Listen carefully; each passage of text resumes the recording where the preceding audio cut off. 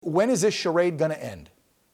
Well, like you said, Dan, I'd like to just start off by saying I read that Times article as well. It was pathetic. I mean, and that's why he's getting away with this, is because the mainstream media and social media and the left-wing liberals in the media organizations are all covering for him. That was pathetic. They actually admitted in the article that he's cognitively impaired. But they said, oh, it doesn't matter because we really don't need a cognitively competent president to actually run the country. And then they went on to explain why. You think they would be the same? They would have the same level of generosity if we were talking about Trump instead of Biden? It's ridiculous, right?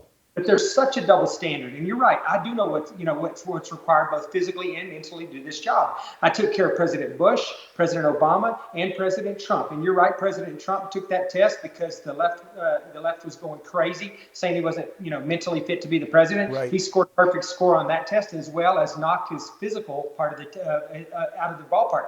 This man, he's pathetic at this point, not just mentally, but like you said, physically as well. He looks like he's literally about to fall asleep at the podium every time he speaks now. And they basically admitted, it was in the press last week, that he doesn't take any meetings or really have any involvement with anything going on at the White House before 9 a.m.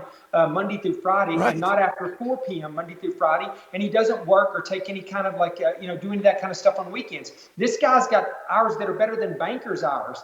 And even during that brief period of time, they just keep him sequestered away and away from the press as much as possible. He literally thinks he's going to run a second campaign from the basement. I would normally say that's just not going to be possible in the world that we live in now. But with the press covering for him all the time, who knows? He might get away with it again.